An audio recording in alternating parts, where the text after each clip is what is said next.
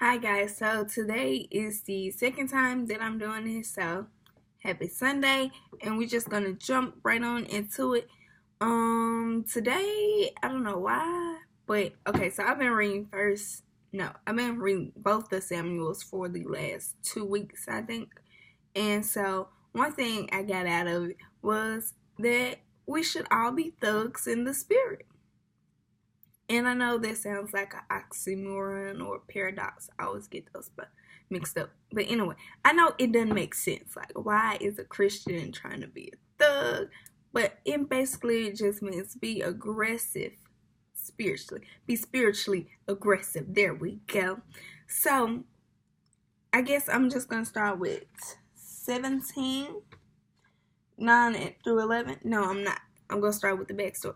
The backstory is, okay, so they're at war. Saul's army is going up against the Philistines.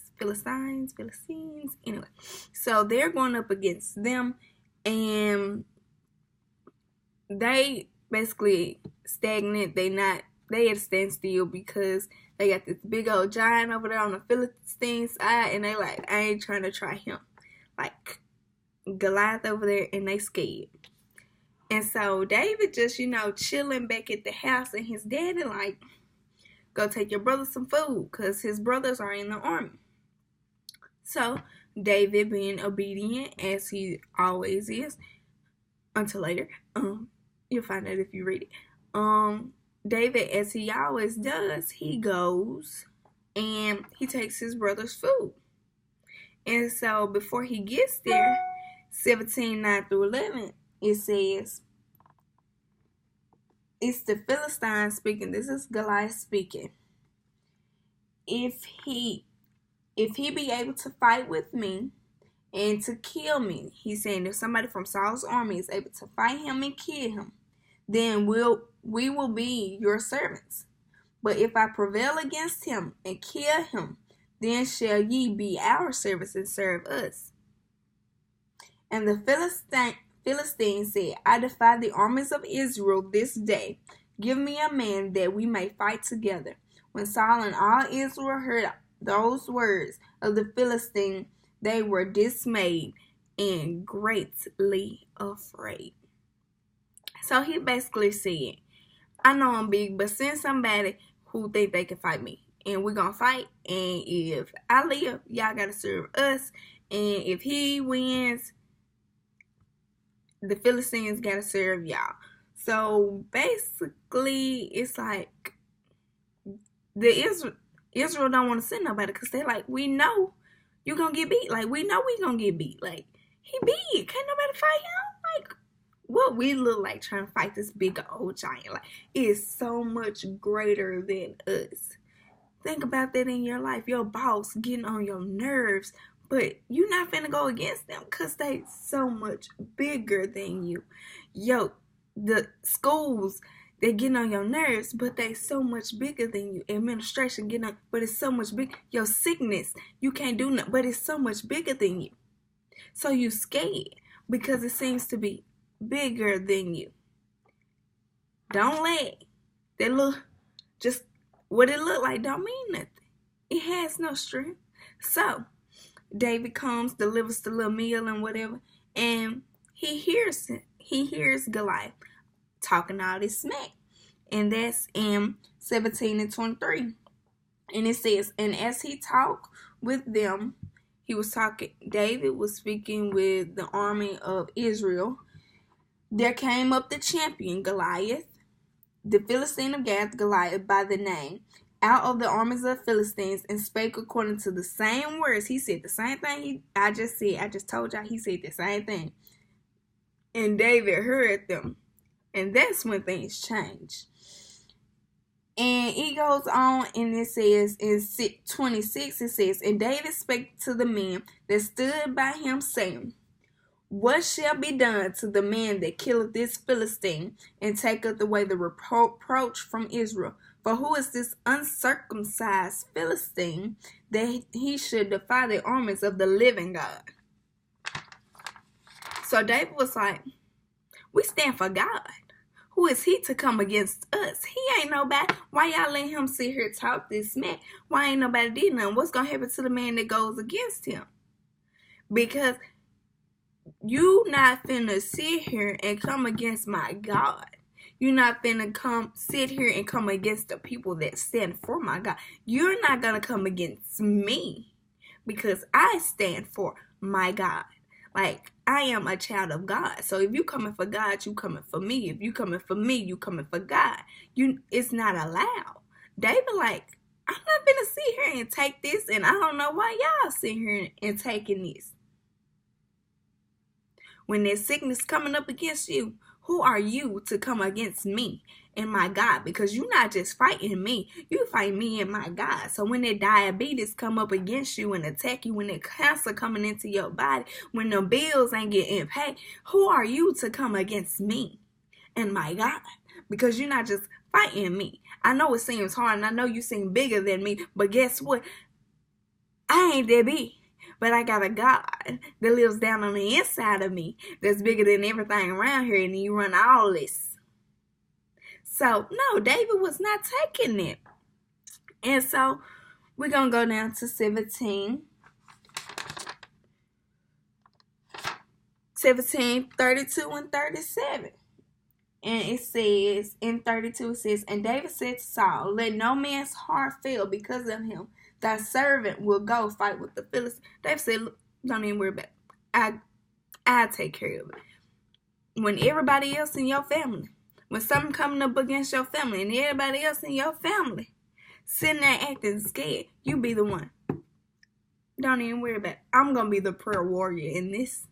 I'm going to fight for us. I'm going to go out in God's name and declare and decree that we will win, that this weapon formed against us won't prosper. Don't sit there scared just like the rest of your folks. Don't go by the image that you see around you. Be better than, be bigger than, and know. Make a decision to do something different and be like, don't even worry about it. Y'all ain't got to worry about it. I'm finna go take care. Y'all scared? What you scared for? Don't worry about it. I'll go do it. And that's what David said. And then in 37, it says, David said moreover, because Saul was like, who you? Why you little? Why you think you can do it? If the whole army of Israel don't want to fight this man, why the little boy want to go fight the Goliath, the giant? And so Saul was down on him, and David came back in 37 and said, The Lord that delivered me out the paw of the lion and out the paw of the bear, he will deliver me out the hand of this Philistine. And Saul said unto David, Go, and the Lord be with thee.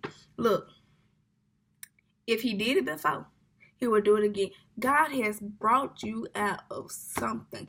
By the time you are 7 years old, God has brought you out of something. But sure enough, by the time you get 18, God has definitely brought you out of something. You have seen God move in your life in some kind of way. And if he brought you out before, he can bring you out again. So go out in confidence, knowing that you can defeat this weapon that has formed against you. Because it's not just you fighting, but it's the God that lives within you that's fighting for you. He has done it before. Don't just let the lessons God has taught you go over your head. Use it and keep it remembering that he didn't just do it one time. He didn't just do it 2 times, but he keep delivering me over and over and over again. Okay then.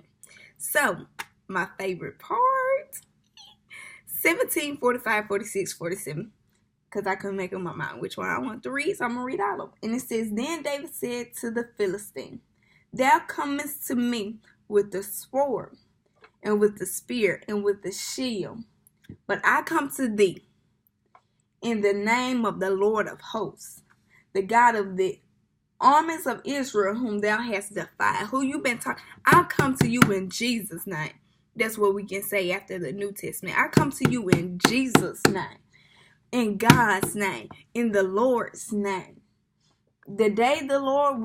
On this day, the Lord will deliver thee into mine hand. I know that I will defeat you.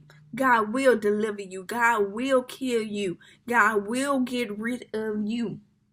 And I will smite thee, and I will take thine head from thee. And I will give the carcasses to the host of the Philistines this day unto the fowls of the air, to the wild beasts of the earth, and that all the earth may know that there is a God in Israel. And I ain't doing it for me, and I'm not doing it for my glory. But when it happens and when you're defeated, the glory goes to God, because I know, that's what the last part said, that all the earth may know that there is a God in Israel.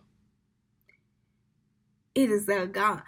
When God winning those battles in your life, it's not for you, it's for his glory. So everyone else, so when you overcome something, testify, tell your testimony, because him bringing you out will let somebody else know that he can bring them out, and we'll all be better for it. And 47 says, and all this assembly shall know the Lord saveth, not with sword and spear, for the battle is the Lord's, and he will give you into our hands. You have to be a thug in the spirit. You talk that talk. Who you? Once I declare in Jesus' name that no weapon formed against me shall prosper. You come up against it speaking mighty words. Don't sit, oh my gosh, I don't know what I'm gonna do. I know what you're gonna do. You're gonna go pray. You're gonna speak to it and say, no, you will not prosper. My God is so much greater than this sickness that's attacking my body. I don't care what you say. I will live and not die. Know that in your own heart. Speak that out into the atmosphere and change your environment. You will change everything that's going on around you and within you when you speak in God's name, in Jesus' name, giving him that glory, giving him that praise, and recognizing the strength and the authority that he has put within you. The minister say, by the power invested in me, by this state, and by the power invested in me by the Lord Jesus Christ, I know that you will not win. That's what you have to know for yourself. And as we all know how the story ended, David did defeat Goliath with one stone. He didn't fight with a sword. He didn't fight with a spear. He didn't have to pull his gun on nobody. He didn't have to talk crazy to nobody. He didn't have to cuss nobody. But all he had to do was declare in Jesus' name, to declare in the Lord's name that we will win, and trust in God and have faith that everything would turn out the way he needed it to, because God had done it before. That is the way we need to carry ourselves on a daily basis. Thank y'all for listening to me. I am done. Well, I have to do a list, but yeah, I'm done. Y'all have a good one.